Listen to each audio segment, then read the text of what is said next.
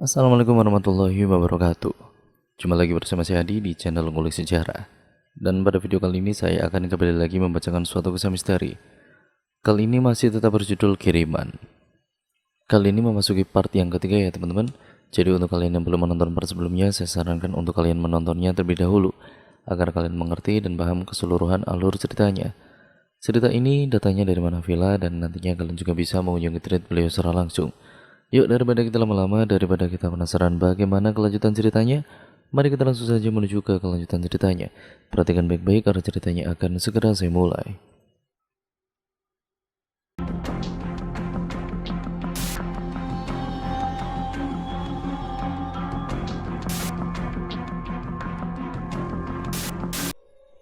Coba deh, kita ikuti aja kemana si jin itu pergi. Ajak Mas Ju. Tapi Mas, kalau di sana ada apa-apa gimana? Tanya Ayu. Kalian semua pegang pisau ini masing-masing ya, dan kaca ini juga. Jika manusia, todong dulu sebelum menyerang. Jika hantu, arahkan kaca ini. Perintah Mas Ju sambil berjalan mengendap-endap menuju pohon mangga itu. Shh, jangan berisik dong, celoteh Ayu. Ya, mereka pun kemudian berhenti mendapati cahaya yang berhenti di atas seseorang yang tengah diikat. Awalnya mereka takut jika itu adalah jebakan. Kalau mereka orang yang juga tersesat, bahaya jika tidak ditolong. Mas Ju aja yang bukain, tapi buka penutup mulut sama mata aja, yang lain belakangan. Semisal ini jebakan, kita nggak salah. Ya karena belum bukain ikatan badannya, kata si Lala. Wah, betul juga. Ayu pun kemudian membenarkan. Setelah Mas Ju membuka penutup mata dan juga mulut, mereka terkaget melihat seseorang yang mereka kenal. Andi? Serempak Ayu dan juga Lala menyebut nama pemuda itu. Ya, namanya Andi, salah satu adik kelas yang sempat diperingatkan Ayu ketika memakai toilet di sekolah mereka waktu acara persami lalu. Lala mengenalnya karena Andi juga seseorang yang menyukai musik band.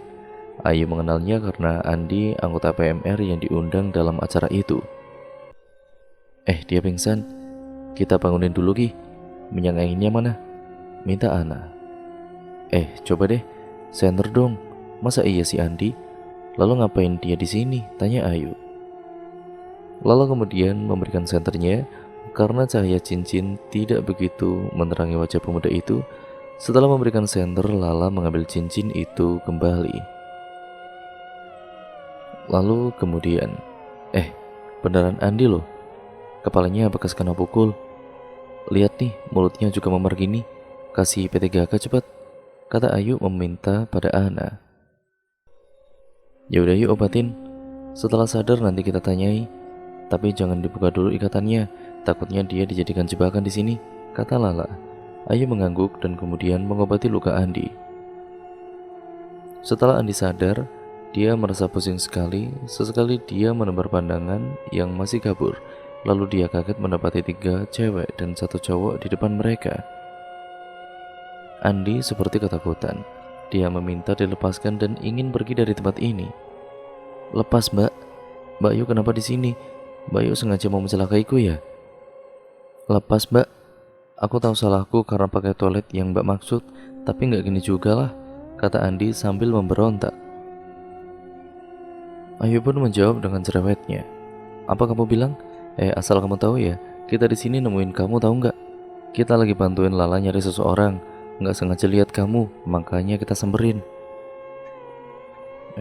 Ditolongin malah nyalahin.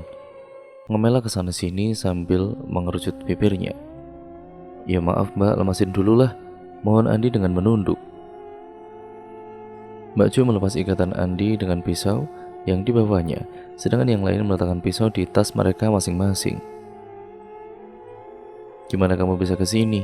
Siapa yang ikat kamu? Kayak kambing aja kamu, tanya Lala sedikit bercanda. Andi pun kemudian menjawab dengan lesu. Jadi Mbak, setelah dari toilet itu aku izin ke depan sekolah buat ke toko beli kartu remi. Di sana ada cowok pakai motor metik lagi celingukan ngintip ke sekolah. Karena penasaran, aku tanya dia, Katanya sih lagi cari pacarnya, mau diajak beli makan sebentar. Karena pacarnya nggak buka pesannya, dia pun ngajak aku buat beli makanan. Nantinya dia titip dikasihkan ke pacarnya. Sampai di perjalanan dia berhentiin motor dan ada seseorang keluar dari mobil ngasih kami minum. Mas-mas itu kenal. Lalu setelah aku minum, aku nggak tahu lagi. Bangun-bangun sudah di Gubuk Jati itu. Aku tanya mereka, aku malah dipukuli dan disekap, Mbak. Jelas Andi. Apa fotonya mas-mas itu ini? Lala menyodorkan HP-nya. Wah betul Mbak. Terus aku denger lagi dia sengaja bawa aku ke sini untuk dijadikan budak pamannya mas itu. Ya dia manggilnya paman karena pamannya di sini sendirian. Jelas Andi. Jadi minuman yang kamu minum itu dimantrai. Buktinya Rama bisa bawa kamu ke sini pakai motornya, iya kan? Tanya Ana. Rama mas itu namanya Rama. Tanya Andi. Iya emangnya kamu belum tahu? Belum Mbak, pamannya cuma nyebut dia dengan sebutan kowe gitu. Jelas Andi. Oke kita bawa aja si Andi sama kita. Kasihan dia gak tahu apa-apa tapi diculik gini. Nanti emaknya nyariin gimana coba? Kata Mas Ju seperti itu. Semua mengangguk setuju, kemudian mereka memberikan Andi roti dan minum supaya tenaganya pulih. Di, kamu dengar sesuatu tentang boneka jerami enggak dari mulutnya paman itu? Enggak sih Mbak, cuma setauku waktu mereka mengikatku di sini, aku dengar mereka mau pergi ke pohon beringin di dekat sungai, kata Andi. Hah? Ya ampun, jadi ini masih belum habis sampai di sini. Kapan dong bisa pulang? Bawelnya si Ayu seperti itu. Setelah itu mereka serentak dan benar-benar tersentak kaget, merasa angin kencang berhembus. Sekelebat bayangan putih pun muncul dan menghilang, hanya Mas Ju yang menyadarinya. Tapi dia memilih bungkam. Kita lanjut yuk, di sini tidak aman. Kapanpun mereka akan kembali dan itu berbahaya. Begitulah ajak Mas Ju. Mereka kemudian berjalan menjauhi Gubuk Jati itu. Lala memasukkan foto 4R yang ditemukan tadi itu ke dalam tas miliknya. Dia melihat HP-nya yang sudah menunjukkan pukul 11 malam. Sudah selarut ini rasanya mengantuk sekali, lalu di mana akan beristirahat. Kita istirahat di mana mas? Ngantuk banget nih. Kalau kita ngadepi pamannya malam-malam begini pas lagi ngantuk, wah menang dong mereka meskipun 2 lawan 5, kata Ana merengek. Lala yang berjalan paling depan pun berhenti melihat ada tempat yang setidaknya cukup aman untuk istirahat malam ini. Nih ada tanah lapang yang gak ada pohonnya. Tidur di sini saja, nggak usah sandaran pohon. Nanti malah karbon dioksida kita dihisap pohon. Terus kita kebanyakan hirup oksigen, matilah kita, kata Lala. Benar kata Lala. Mereka pun berjejer bagaikan ikan yang dicembur di malam hari. Tidur macam itu, tidak ada yang ditugaskan untuk berjaga. Hanya saja mereka saling mengikat diri dengan tali yang digunakan mengikat Andi tadi itu, sengaja mereka bawa. Supaya jika ada salah satu yang terbangun dan pergi, mereka akan merasakan dengan ikatannya di kaki masing-masing menggunakan tali. Hingga saat mereka sudah terlelap, Ana pun terbangun. Sekilas dia melihat seseorang laki-laki sedang mengelus rambut Lala. Cincin Lala juga bercahaya. Tapi karena ngantuk yang berat, Ana pun tidak kuasa bangun. Hingga Lala bermimpi ditemui oleh kakek-kakek yang dia jumpai di pom bensin. Tujuanmu ada di sebelah kananmu nak. Sebelum subuh bangunlah untuk menyelesaikan semuanya. Kakek itu kemudian berucap yang Lala hanya bisa mendengarkan tanpa bisa bertanya balik. Suara gemericik air mulai terdengar sayup-sayup. Mereka semua tersadar dan merasakan ada yang jatuh ke arah mereka, sedikit basah. Gerimis nih, semoga gak hujan lebat. Kita mau berteduh di mana nanti kalau hujan, kata Andi yang menahan perih karena luka di mulut dan juga dahinya terkena tetesan air. Kita ke arah sana, tunjuk Lala. Yakin kamu lah? Tanya Ayu. Lala kemudian mengangguk sambil melepas ikatan tali mereka. Dilihatnya saat ini jam 3 pagi. Mereka segera berjalan ke arah yang ditunjuk oleh Lala. Sepanjang perjalanan mereka mencium bau kemenyan, tidak salah lagi, pasti dari depan sana baunya. Di samping kanan kiri, mereka hanya menjumpai pohon-pohon ketela. Hingga kemudian mereka menjumpai dua orang di sana sedang berbincang-bincang. Mereka, Rama dan pamannya. Jadi di sini mereka berdua, apa yang mereka lakukan? Semilir angin yang membawa suhu dingin kini seketika sirna. Suara burung pun tidak ada, yang terdengar hanyalah suara jangkrik memecah kesunyian itu. Tidak terasa mereka sudah menemukan Rama dan juga pamannya. Samar-samar mereka menguping apa yang sedang dibicarakan oleh Rama dengan pamannya. Rama seperti memegang sesuatu, namun apa? Tidak terlihat sama sekali, mungkin sangat kecil apa yang dipegangnya. Sedangkan paman Rama memegang, itu bonekanya mas, kata Lala terbata-bata. Lala kemudian berkata lirih sambil memandangi teman-temannya. Samar-samar mereka ini mendengar pembicaraan Rama dan pamannya. Kamu kembali dulu, ambil ke gubuk, salah sendiri kenapa ditinggal? Aku gak berani paman, aku mana hafal jalan. Kalau nyasar gimana? Jalannya tinggal lurus saja, masa lupa sih? Ini hutan paman, kalau ini di kota ya aku hafal meski baru 2 kali lewat, kata Rama memelas. Lebih cepat lebih baik, ayo segera berangkat. Rama menunduk, dia kemudian duduk di motornya melihat HP dengan tatapan sedih. Mungkin karena takut jika dia menemui hantu atau mungkin takut tersesat. Tidak semua makhluk di sini baik dengan pamannya. Anak laki-laki kok tidak satset sama sekali. Ya udah, ayolah. Tak bojengai. Ya udah kamu bojeng aja, gerutu paman Rama. Kemudian Rama naik motor dan pamannya langsung melajukan motor Rama. Lampu motor Rama memecah kegelapan. Lala bersama yang lain mendekati tempat yang baru saja ditinggalkan oleh Rama. Mereka hanya mendapati kemenyan, bunga-bungaan yang entah apa, ayam hitam dan jerami. Syukurlah mas, sepertinya mereka belum memulai ritualnya. Pasti mereka mau berbuat jahat padaku. Karena kemarin kan, itu kan kalungku musnah. Ya, dan Mas Chandra pun nyelamatin aku. Apa paman Rama belum cukup menyakitiku? Sebenarnya apa sih maunya? Kata Lala sebal. Mas Ju mengambil boneka jerami itu dan kemudian merusaknya. Mereka belum terlambat. Lala kemudian mengambil korek api dan bahan bakar di botol kecil. Sebelum membakarnya, Lala berdoa kepada Allah, semoga ini semua berakhir sampai di sini dan mereka keluar dari tempat ini dengan selamat. Bismillahirrahmanirrahim, ucap mereka serentak dan api melalap semuanya yang ada di sana, kecuali ayam hitam itu. Ayam itu sengaja dilepaskan begitu saja supaya tidak menjadi perantara kejahatan mereka. Aku tidak menyangka akan jadi seperti ini.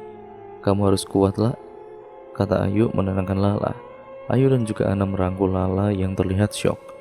Kekasih yang mulai disukainya, dia yang membuat Lala sangat kecewa. Seandainya mama ada di sini, kata Lala sedih. Udah dong lah, kita semua sayang sama kamu kok. Peduli sama kamu, jangan sedih ya. Meskipun mama kamu jarang memperhatikanmu, masih ada kita kok. Ana kemudian menenangkan sahabatnya itu. Kita balik aja yuk, keburu mereka datang nih. Mereka pasti cepat sampai, kan bawa motor, kata Andi. Kemudian Mas Ju mengatur siasat supaya tidak melewati jalan yang dilewatinya saat sampai kemari. Kita tadi lewat jalan setapak, kalau baliknya nerobos ke kebun ketela, pada mau nggak? Kata Mas Ju. Demi keamanan, oke lah mas, kata Andi menyetujui pendapat Mas Ju. Kalian yang cewek gimana? Tanya Andi. Kita nurut aja deh, tapi kita di tengah ya. Yang depan sendiri nyarikan jalan, karena kita udah capek banget. Jadi Andi aja yang ada di depan, Mas Ju jaga di belakang, gimana mas? Kata Ayu memberikan pendapat. Kita berangkat, kata Andi mengkomando. Jalanan menerobos kebun ketela memang tidak mudah. Apalagi batang pohon ketela tidak selalu lurus. Ada yang bercabang dan juga menjulang tinggi ke atas. Sebenarnya masih bisa terlihat jika tersorot cahaya, apalagi cahaya motor si Rama. Tapi mereka berusaha pasang telinga sejeli mungkin, supaya jika terdengar suara motor, Mereka dengan sigap mematikan lampu senter untuk sementara. Di saat perjalanan baru sekitar 500 meter, mereka melihat cincin Lala ini bercahaya. Lala kebingungan. "Kenapa tuh lah?" "Gak tahu nih, udah jalan aja lah," kata Lala sambil mengangkat kedua bahunya. Mereka melanjutkan perjalanan lagi. Hingga di depan sana, mereka samar-samar mendengar suara motor ramah kembali.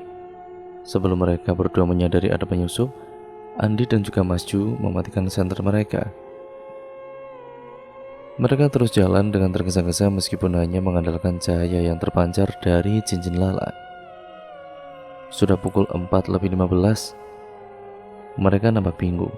Sebentar lagi subuh. Mereka masih terjebak di kebun singkong dan belum menemukan ujungnya. Mereka terus berjalan meski kaki Andi lecet terkena batang pohon singkong yang menghalangi kakinya saat berjalan, sehingga dia tersungkur ke tanah yang tandus. Mereka kemudian belum menyadari bahwa motor Rama putar balik. Apa mereka belum menyadari persiapan mereka sudah jadi abu? Ataukah mereka sudah menyadarinya dan membuat siasat mengejar tanpa kendaraan supaya tidak ketahuan? Kecurigaan Mas Ju terbesit di pikiran Lala. "Andi, aku aja yang di depan. Kita belok ke kiri, menghindari kembali ke jalan setapak, dan menghindari menuju ke gubuk itu. Bismillah ya, kita berdoa bersama. Semoga jalan yang kita pilih adalah jalan keluar terbaik dan tercepat tentunya," kata Lala mengusulkan. Mereka setuju saja, karena dipikir-pikir juga jalan yang mereka tuju memang arah gubuk. Jadi seharusnya mereka mencari jalur lain untuk menjauhi gubuk, meskipun akan memutar jauh menuju jalan utama. Lala memimpin perjalanan bukan berarti dia di depan. Tetap Andi yang menjadikan jalan, tapi Lala tepat di belakang Andi, memberi arahan dengan kompas yang dia bawa. Greg. Tidak sengaja Andi menginjak sesuatu. Mereka semua berhenti dan juga mengisyaratkan diam dengan jari telunjuk masing-masing. "Apaan sih?" tanya Andi meminta yang lain melihat apa yang dia injak. "Tengkorak, Mas," kata Ayu sambil melihat Mas Ju, dan Ayu ketakutan, bibirnya gemetar. "Jangan panik ya, kan cuma tengkorak bukan mayat. Kita jalan lagi aja. Udah gak apa-apa yuk," kata Mas Ju menenangkan Ayu. Yang lain pun kemudian mengangguk, sementara Andi perlahan mengangkat kakinya menjauhi tengkorak itu. Entah siapa yang mati di tengah kebun seperti ini. "Mas, kita harus cepat keluar dari kebun ini. Tadi aja ada tengkorak itu, pasti di kebun juga bahaya dong," kata Lala sambil celingkukan melihat kanan dan kiri. Tidak ada yang menjawab. Mereka paham dan juga berjalan semakin cepat.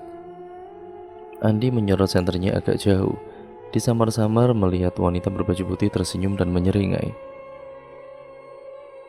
Karena dia takut bicara, dia diam saja, berharap jika sudah sampai di sana, mereka tidak melihat sosok itu lagi. Andi masih membayangkan sosok itu. Meskipun hanya sebelah mukanya yang hancur dan matanya berdarah, tapi lebih mengerikan bertemu pocong. Lalu Andi bergidik ngeri sendiri. "Kenapa sih Andi?" tanya Ana. "Enggak mbak, jalan aja lah," jawab Andi yang mendengar Ana berbicara meski lirih. 500 meter jarak yang sudah dia tempuh dari penemuan tengkorak tadi. Mereka melihat cahaya matahari yang hendak terbit, tandanya mereka sekarang kesiangan untuk sholat subuh. Sedangkan mereka saja masih terjebak di kebun singkong yang luas, entah berapa hektar. "Jam berapaan?" tanya Mas Ju. "Jam 5:15. Kita mulai dapat bantuan pencahayaan dari Allah. Kalau udah benar-benar terang, lari aja lah mas, biar cepat sampai," kata Ana. "Jangan An, lari di tengah kebun begini yang ada kita nggak bisa berpikir jernih mau nentuin tujuan. Lagian kita juga kan masih mencari-cari jalan kan," timbal Lala. "Udah jalan aja, yang penting cepet jalannya," timbal Ayu yang kemudian dengan kesal. 15 menit kemudian mereka sudah menemukan ujung kebun singkong ini. Ternyata sekitar 1 kilometer lagi Mereka ini menjumpai jalan utama, yaitu jalan aspal, yang entah menuju rumah yang mereka titip mobil atau jauh dari sana. Yang penting selama dulu sudah bagus. Tuh mas, kelihatan aspalnya udah deket nih. Tapi di depan kan semak-semak gitu. Yakin mau tetap lurus? Tanya Andi pada Mas Ju. Bismillah aja, daripada kita belok lagi belum tentu ke aspalnya semakin dekat. Ini jalan gunung, pasti belok-belok. Iya, kalau kita mundur tanpa jalan pintas, kalau nemu jurang atau sungai, wah akan nyampe-nyampe, Di, kata Mas Ju. Andi kemudian menggaruk kepalanya yang tidak gatal. Lalu mereka semua bismillah saja, membawa pisau masing-masing menebas semak-semak untuk mencari jalan. Sedangkan Andi paling belakang untuk melihat keadaan yang mungkin saja ada Rama lewat melihat mereka. Di tengah semak-semak, Ayu terjatuh karena kakinya tersandung batu. Dia jatuh sampai tangannya terkena duri. Pasti perih rasanya dengan beberapa duri menancap di lengan kirinya. Untung saja dia pakai jaket, jadi tidak begitu buruk. Akhirnya mereka pun sampai di jalan utama. Istirahat di mana, Mas? Udah jam 6:30 nih. Kata Ana sambil ngos-ngosan. Kita makan sisa roti di sini aja dulu, nggak usah buru-buru. Kita kan udah selamat, kata Lala sambil duduk di pinggiran aspal jalan. Saat mereka tengah asik makan, ada seseorang anak lewat yang dengan bapaknya. Anak itu takut melihat Lala. Pak, bapak, itu loh ada mbak-mbak sama mas-mas makan, sebaya ada yang kepalanya babi. Kok nggak takut ya mereka? Tanya anak itu dengan bahasa medok khas orang pegunungan. Mana Tole? Jangan ngawur kamu. Nggak ada kok yang kamu bilang itu. Halo bapak, ini bener pak. Bapak saja yang belum cuci muka. Ya kan pak? Tanya si anak. Mesti bocah ini.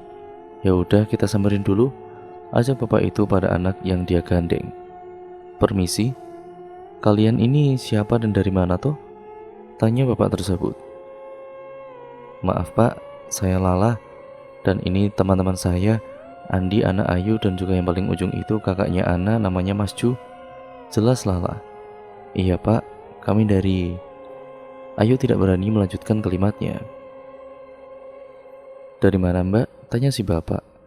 Anu pak, dari jalan setapak yang ada gapuronya. Selamat datang di Gambang itu. Loh, lah ngapain kok sampean semua itu kok kesana? Tapi ini pada bisa balik gitu loh. Bapak tadi keheranan. Ya, iya pak, ceritanya panjang pak. Saya Pak Agus, ini anak saya Tian. Tadi itu Tian melihat Mbak Lala ini katanya bukan manusia. Ya saya kaget, lawang cantik-cantik gini kok anak saya ngelantur sih. Maaf ya mbak, kata Pak Agus sambil bersalaman dan tersenyum. Tidak apa-apa pak, kata Lala yang tersenyum manis menatap Tian. Kalian boleh mampir ke rumah bapak lu. Pasti pada lapar kan? Jangan sungkan yuk, bapak mau menolong kalian. Lagi pula di sini jauh warungnya. Pak Agus menawarkan bantuan kepada mereka. Maaf pak, merepotkan, tapi kami sedang mencari kendaraan yang kami titipkan sebelum masuk ke Gambang. Tapi kami lupa ini harus turun atau naik ke atas ya. Mas Ju bingung, karena jalan pegunungan berkelok-kelok, dia tidak hafal jalannya. Memangnya titip di rumah siapa Thomas? Tanya Pak Agus. Ya Allah pak, kami lupa bertanya saat itu karena buru-buru. Tapi seingat saya rumahnya cat kuning, halamannya luas, dan ada banyak sekali bunga matahari di halaman sebelah kanan, kata Lala menjelaskan. Ya udah, nanti saya antar. Itu rumah Bapak Budi. Dari sini masih ke atas 2 km. Kalau rumah saya cuma 500 meter dari sini, kata Pak Agus menjelaskan. Tian yang masih bersembunyi di balik baju bapaknya kini mengintip Lala. Lala yang menyadari sedang diintip oleh Tian, dia menoleh dan tersenyum. Tapi si Tian malah sembunyi lagi. Sepertinya anak bapak takut sama saya. Kita langsung ambil kendaraan kita aja pak, kata Lala sambil tersenyum dan mengintip Tian. Alah, Tian ini memang begitu. Jangan diambil hati, Mbak. Mari ikut Bapak, ajak Pak Agus. Mereka pun setuju dan akhirnya Tian digendong oleh Pak Agus. Tian tidak terlalu berat bagi Pak Agus. Usia Tian saat ini kan mungkin kisaran 6 tahun. Setelah kami berjalan cukup lama, berhentilah kami di rumah Pak Agus. Rumah modern di daerah pegunungan seperti ini sepertinya bangunan baru. Mari masuk, ajak Pak Agus. Assalamualaikum, Bu, ini loh saya bawa tamu dari kota, kata Pak Agus memanggil istrinya. Waalaikumsalam, wah banyak sekali tamunya, monggo silakan masuk Mbak, Mas, kata Bu Agus mempersilakan kami semua masuk. Ayo duduk di sini dulu, Tian ke belakang saja ya sama ibu nggih, perintah Pak Agus pada Tian. Tian pun lari ke belakang. Bu, mereka Bapak ajak sarapan di sini, Ibu hidangkan di samping rumah saja ya biar mereka santai di sana, kata Pak Agus pada Bu Agus. Nje Pak, sebentar ya tak siapin dulu, nanti langsung ajak saja 10 menitan lagi, jawab Bu Agus. Setelah berbincang diri dengan istrinya, Pak Agus mengajak mereka semua ke samping rumahnya. Sangat asri dan juga sejuk sekali udara pagi ini. Padahal sudah jam 8 pagi. Sambil menunggu makanannya siap, mungkin kalian mau cerita sama Bapak kenapa sampai ke Gambang. Jadi maaf Pak sebelumnya, kami nggak tahu tempat itu mengerikan. Kami ke sana sedang mengikuti seseorang yang ingin mencelakai Lala. Dan juga yang Tian katakan benar Pak. Lala memang ketempelan, jadi yang bisa melihat Lala akan mengira dia siluman babi. Kami sudah berhasil menghancurkan boneka jerami sebagai medianya, tapi kami bingung kenapa Lala masih ketempelan ya. Mas Ju menjelaskan kepada Pak Agus. Kata orang sih Mas, Gambang itu sepi, angker, yang bisa masuk belum tentu bisa keluar. Sampean ini semuanya beruntung bisa keluar dengan selamat. Meskipun tidak lewat Gapuro, tapi gimana bisa kalian menemukan semak-semak? Tanya Pak Agus. Cincin Pak, maksud saya cincin ini Pak yang menunjukkan saya jalan pulang. Lala menunjukkan cincin titaniumnya. Oh begitu, ya sudah kita makan dulu. Nanti saya antar ke rumah Pak Budi untuk ngambil kendaraan kalian. Ya udah monggo, nggak usah sungkan. Nambah boleh loh Mas, Mbak, kata Pak Agus dengan sangat ramah. Mereka pun kemudian memulai sarapan bersama, tentu bersama Bu Agus dan Tian yang makannya sembunyi di belakang ibunya. Gemercik air mulai turun membasahi semua yang ada di bumi. Meski tidak deras tapi angin berhembus cukup kencang, meskipun langit tidak terlihat mendung. Mereka sudah menghabiskan sepiring nasi dengan telur ceplok, terung goreng, tahu goreng, kemangi dan juga sambal terasi buatan Bu Agus. Kenyang sekali, mereka bersyukur karena ada yang menolong di daerah ini. Alhamdulillah, yang mau nambah monggo gak usah sungkan loh ya. Anggap aja rumah sendiri, kata Pak Agus dengan ramah. Kami semua berterima kasih Pak, Bapak sudah baik kepada kami, kata Mas Ju mewakili.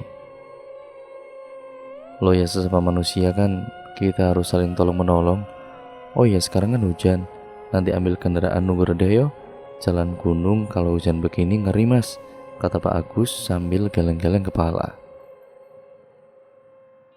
Kenapa begitu Pak? Mas Ju keheranan. Desa ini kan perbatasan dengan Gambang. Entah ada apa di Gambang, yang jelas kalau hujan begini sering terjadi kecelakaan di jalanan ini. Bapak dengar dari warga lain sih karena diganggu sama penghuni Gambang, Pak Agus menjelaskan sambil menyalakan rokoknya. Jadi kalian benar-benar beruntung kalau bisa masuk dan bisa keluar dari Gambang.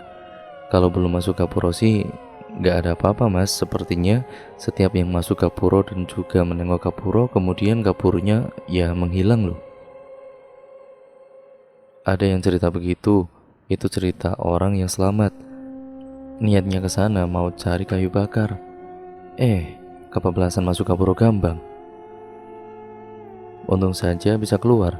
Ya tapi keluarnya nggak lewat situ, bahkan lewat desa tetangga loh Mas. Jauh sekali dari desa ini yang luas. Jelas Pak Agus lagi.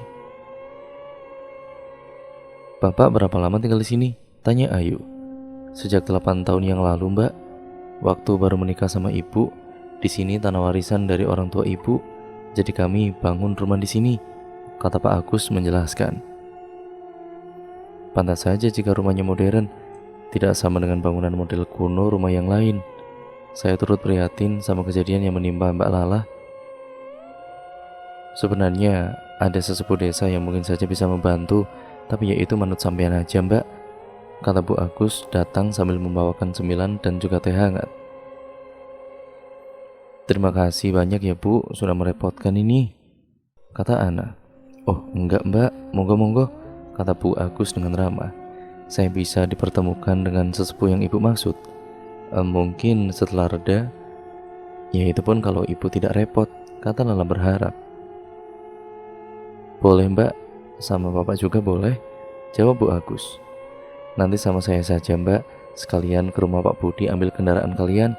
Lawang dekat loh sama rumah Pak Budi," jawab Pak Agus.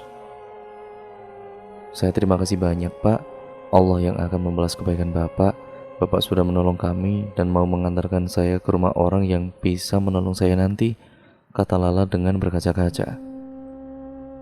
Suasana menjadi haru. Lala sangat bahagia dimanapun dia berada, selalu dikelilingi orang baik. Begitupun dengan Andi.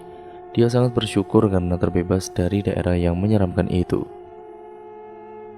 Ayu dan juga Ana senang sekali membantu Lala, karena Ana juga sebenarnya ingin makhluk yang mengikutinya sejak dari rumah Rama segera pergi menjauhi Ana. Mereka berharap sesepuh desa ini bisa membantu mereka. Hujan mulai reda dan berganti dengan rintik-rintik kecil. Mereka segera bersiap menggunakan penutup kepala dari jaket yang mereka kenakan. Sedangkan Pak Agus menggunakan payung milik Tian. Ya, payung anak bergambar tayu. Sepanjang perjalanan, Ana, Lala, dan juga Andi merasa ada yang mengikuti. Bahkan terasa sangat dekat, ada yang memperhatikan. Tapi tidak ada siapapun yang ada di sepanjang jalan ini, kecuali mereka semua dan juga Pak Agus yang berada di paling depan memimpin perjalanan kali ini. Rumah warga sudah mereka lewati sekitar 500 meter dari posisi mereka saat ini. Mana mungkin ada yang mengawasi? Mereka bertiga kebingungan dan mulai merinding.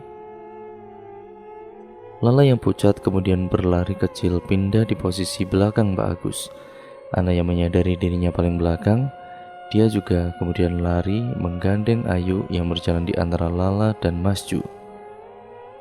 Sedangkan Andi tetap di belakang dengan Mas Ju sambil menyesap rokok. Akhirnya mereka tiba di rumah sesepuh itu. Lalu kemudian Mbak Agus mengetuk pintu rumah Simbah, sesepuh desa. "Tok tok tok, Assalamualaikum." "Mbah, saya Agus," kata Pak Agus. Tiba-tiba saja pintu terbuka sendiri perlahan. Mereka semua tersentak kaget, kecuali Pak Agus yang sudah hafal dengan sambutan ketika bertamu di rumah ini. Seperti ada yang memprogram otomatis saja pintu kayu ini. "Waalaikumsalam. Saban masuk ae Mas," jawab seseorang di sana dengan nada yang berat, namun terdengar berwibawa. Keluarlah Simbah yang dimaksud Pak Agus. "Monggo silakan duduk." Simbah kemudian mempersilakan kami semua untuk duduk di kursi kayu tua. Setelah mereka semua duduk, masih belum ada yang berani memulai pembicaraan. Sementara Simbah mengamati kami satu persatu sambil mengangguk tersenyum. Entah apa maksudnya. Dan Pak Agus yang melihat kami seakan tahu kami ini sedang gugup. Beliau pun mulai bicara dengan Simbah. "Mbah, mereka ini..." Belum selesai Pak Agus menjelaskan, Simbah kemudian mengangguk dengan tenangnya. "Nggak apa-apa Mbak, tidak mengganggu sampean lagi, hanya mengikuti 40 hari saja, tapi nggak bisa merasuki atau menjahili sampean. Yang diikuti kuntilanak ini yang harus waspada. Meski sampean ini bisa mengusirnya sendiri, tapi makhluk itu terlanjur suka dengan tubuh sampean, Mbak.